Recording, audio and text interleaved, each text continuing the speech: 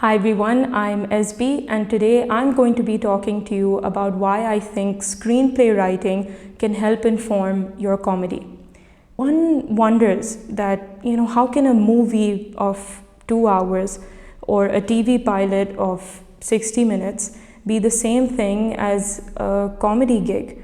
And if you think about it, traditional stand-up comedy, I'm not talking about impressionists or physical comedy like Buster Keaton, which are amazing forms of comedy as well. I'm talking about that classic stand-up comedy, the play with words. This is all stand-up comedy really is.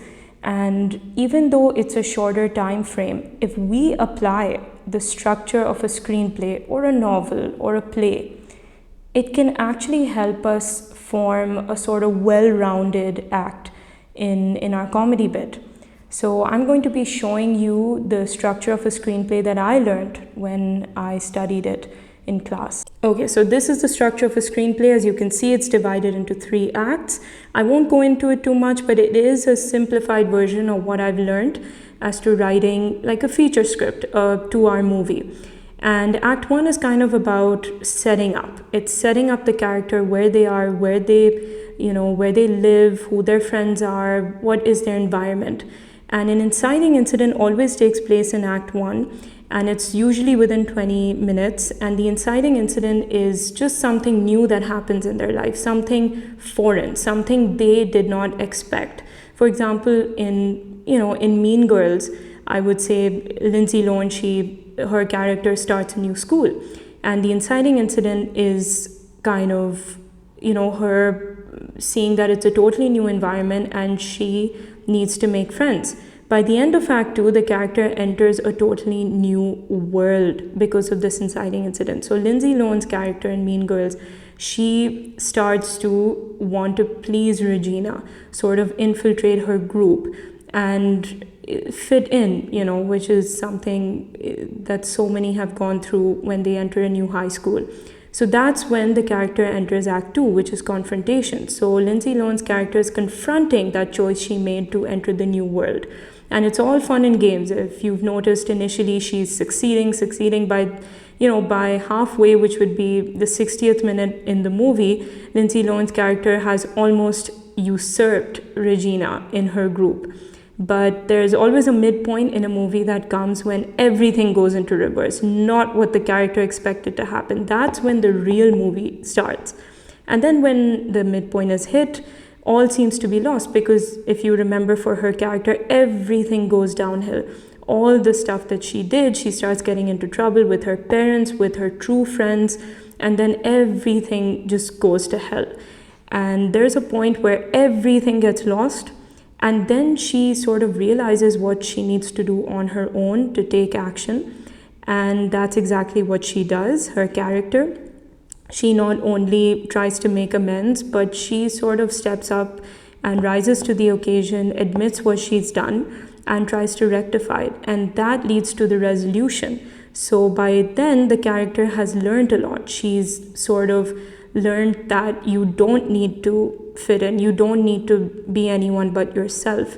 And that is falling action, because after the climactic moments of what happens when the burn book is released, then when she goes to the math competition, and then it's all just very rushed and very crazy and intense. But eventually everything gets okay once the issue is resolved, once the character understands what they had to learn in this whole journey. So that's the structure of a screenplay. Okay, so if we look at this from a comedy standpoint, a comedy bit it looks a lot like the structure too. In traditional stand-up, where it's told like a story, there's always an inciting incident where the comedian sort of talks about what the bit is. Is it about themselves? Is it about a friend, family member? Is it about an incident? Is it about something happening in the news? Is it topical? So that's what they're doing in Act 1. And that shows you the premise of the gig. It's satire, or it's dark comedy, or it's slapstick. And then by the time the comedian reaches the confrontation of what they introduced, they're talking about how it's fun until the punchline comes, until something is introduced which reverses exactly what they said. And that's what creates the tension. So this is all heightened tension that you see in the joke. And then by the end of the confrontation, as soon as the punchline is delivered, you have falling action. And the resolution in a movie is, the hero going and doing something. Lindsay Lohan's character in Mean Girls, she goes to rectify everything. But in a comedy bit, I would say that the resolution is the audience laughing or the audience giving a reaction. It doesn't even need to be a laugh. But that's actually what happens by the end of a comedy bit. One can argue that a comedy bit is too small to be compared to a movie or a novel or a play. And that's true. But if you think about it, this 3-act structure is taking place in your comedy bit. Yeah, maybe it's a tight 5. Maybe it's even 2 minutes. Maybe it's even a one-liner. Yes, I think that the same structure applies to a one-liner. Like Jimmy Carr, he's very famously known for his one-liners. He doesn't do sort of a storytelling kind of comedy bit, like comedians like Trevor Noah or Hassan Minhaj or Hannah Gadsby. They have a story arc. So one can say, yeah, I can see a story structure and how they perform. But what about people like Jimmy Carr? And I'd argue that Jimmy Carr's one-liners also have a structure. For example, Jimmy Carr, he cracked this up. I thought it was an amazing one-liner where he says there's a thin line between obsessive and compulsive. It's the hyphen. And I know I'm butchering the delivery, but if you think about it, the act 1 is him saying there's a thin line between 2 words. Okay, act 2 would be confronting that. Which 2 words? And he says obsessive and compulsive. This creates so much of tension. And then all that tension ends up in a punchline, which is that it's the hyphen. So it subverts the audience just like many movies do. And that creates the falling action or the resolution, which is a laugh. And it's all happened in like a span of seconds, but it's still the same thing. And, again, this is not for impressionists or, physical comedy, even though those even have 3-act structures. Like if you see Buster Keaton's old videos, if you see anything Groucho Marx has done, and he does many different types of comedy, you'll see that structure in everything. It is all connected. And if you think about it, a comedy bit has a 3-act structure. Like if you look at the storytelling techniques of Hassan Minhaj in his Netflix specials, Trevor Noah, even Robin Williams, they often start with their beginnings and how everything seems to be fun and games, and then stuff just goes into reverse, and then they had to learn what they had to learn, and then there's a resolution. I'd say Hassan Minhaj does that the best. So if you see his Netflix specials, you'll notice that he gives his life experience and he shows how everything is amazing, and then in the middle all just reverses for him, but then he had to learn something. So Hassan Minhaj uses the 3-act structure, I'd argue. And I know this makes it very technical and complicated, and comedy should be free-flowing.